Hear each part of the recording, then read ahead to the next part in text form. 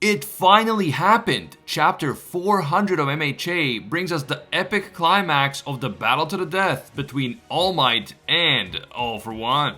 All Might is dying. All For One is a toddler. And then that insane twist at the end. We waited so long for this to happen, and now it's finally here, so let's get into it. You guys know the drill. If you enjoy our MHA videos and you want to see more in the future, leave a quick like and comment right now to help us out with that YouTube algorithm. And if you want to see this channel finally awaken its quirk by hitting 2 million subscribers, please subscribe right now.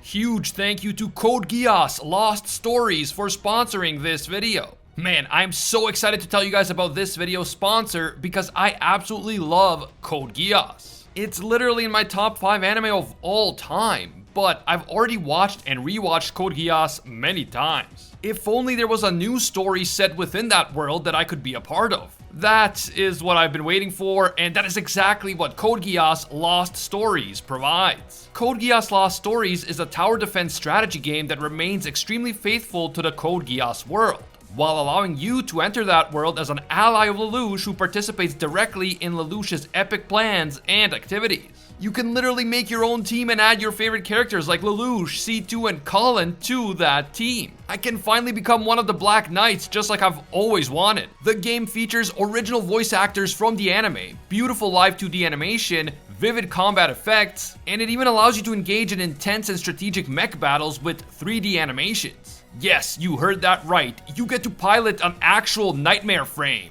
You get to take part in the main story while also doing daily quests, expeditions, challenge quests, and limited time events. All within the world of Code Geass. This is honestly my Code Geass nerd dream come true, so do yourself a favor and try it out for yourself right now. Link in the description. Finally, this video will of course contain MHA manga spoilers, so please proceed with caution. You have been warned.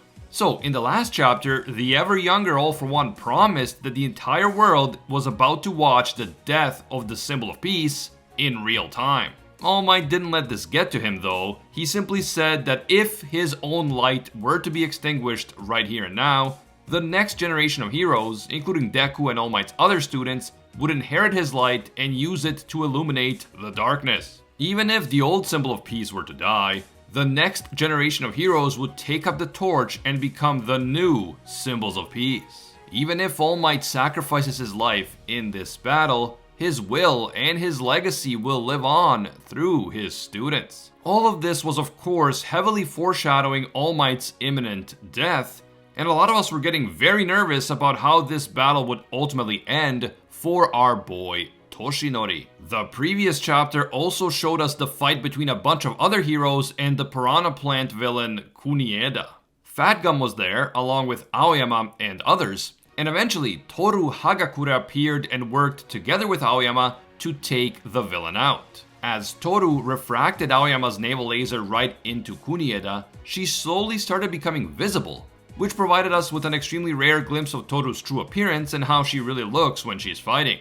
Well, it was a rare glimpse up to this point at least, because things are about to change. Back in the fight between All Might and All For One, a severely injured All Might declared that he still believes that he will win, as he used what was left of Hercules to fire a gigantic laser beam right at All For One. It is a laser beam attack that was inspired by Aoyama, the hero who can't stop twinkling. The latest chapter, chapter 400, starts off in the aftermath of the fight against Kunieda. And can you believe that we are already 400 chapters into this series? That is insane. As Toru sits on top of the villain, pinning him to the ground, Aoyama sees her, and Toru then realizes that she is visible, meaning that Aoyama is seeing her completely without clothes. Upon realizing what's happening, Toru immediately screams and her face turns red.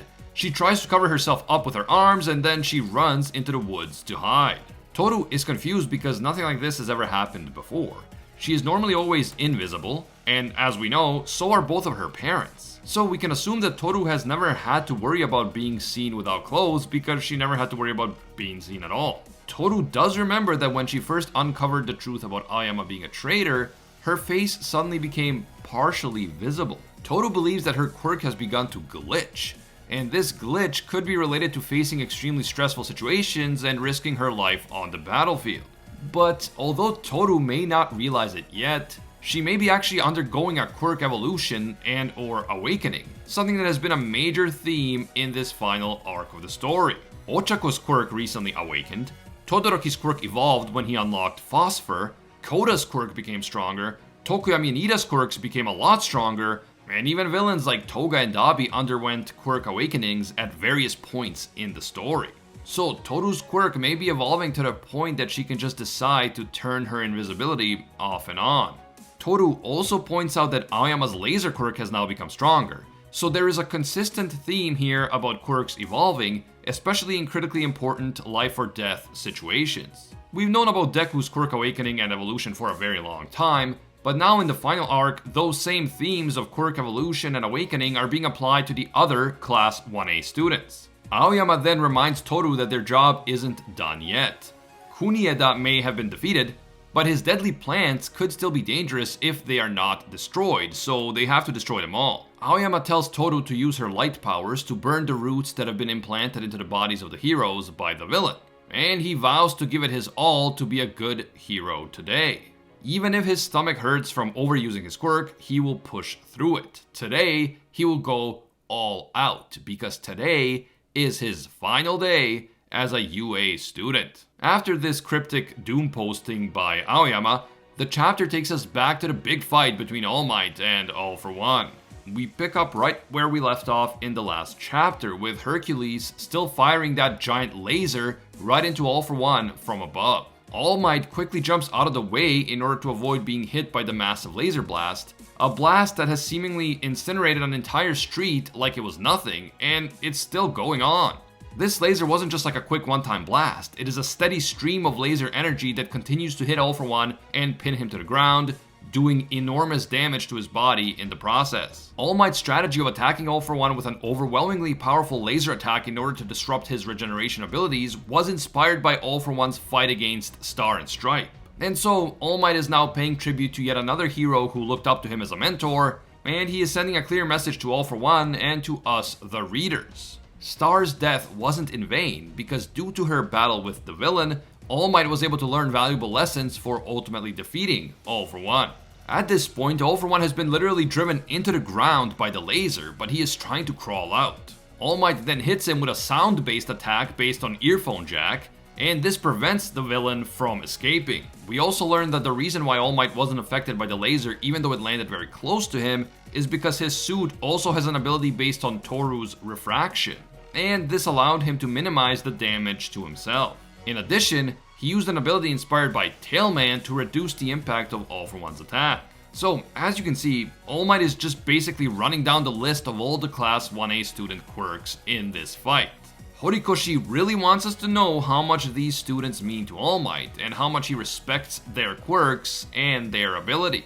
As All For One launches multiple tendrils at All Might, the hero somehow combines Momo's and Mineta's quirk to turn parts of his armor into large balls that stick to All For One's hands and glue them to the ground. It's important to remember that as all of this is happening, that laser is still hitting All For One, so the longer he stays in that spot, the more damage he is taking. At this point, All Might and his armor look to be in terrible shape, and yet the hero is still laughing and he is still fighting. In some other country, a small boy is watching the fight on the TV. He and his grandma don't know much about this hero who lives on the other side of the world, but All Might's smile and his tenacity win the young boy over, and it's clear that he is hoping that All Might will win. This one boy is just a single example of what is surely happening with millions of people around the world. They are watching this fight on TV. They are seeing how brave All Might is, how he keeps fighting against all odds, how he keeps smiling and laughing through the pain, and they want to root for him. Eventually, the part of Hercules that is firing the laser overheats and explodes, and All For One is finally freed. He now looks maybe a little older than a toddler, and a strange light seems to be coming from his body.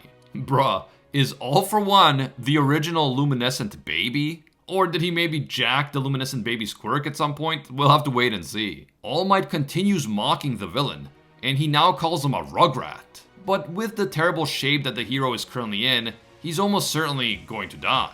All For One might be a child, but he is still incredibly strong and full of overpowered quirks, while All Might is barely standing. Just as All For One is about to unleash a brutal final attack on All Might, he suddenly realizes that he cannot move. he is paralyzed. The villain doesn't know what's happening, but he quickly realizes what just happened. After all this time, everyone's favorite anti-hero, Stain, has finally arrived. Stain says everyone's blood is equally red. This is what causes All for One to become paralyzed. It is the result of Stain's quirk. And in the final panel of this chapter, Stain screams out, "Go, All Might," and that's it. That is how the chapter ends. This was freaking awesome. Just when it looked like that All Might had given it his all and that this was about to end, Stain finally makes his return. The return that we've all been waiting for.